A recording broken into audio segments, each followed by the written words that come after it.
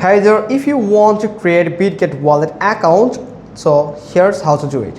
First, you just need to download the Bitget Wallet application, then you can just tap on it, and here it will ask for to allow you to send you notifications, so you can allow it or disallow it. So I'm going to disallow it for now. Now you can just create wallet to earn, tap on this. Now you just need to set up your pin. For example, this, not this, let me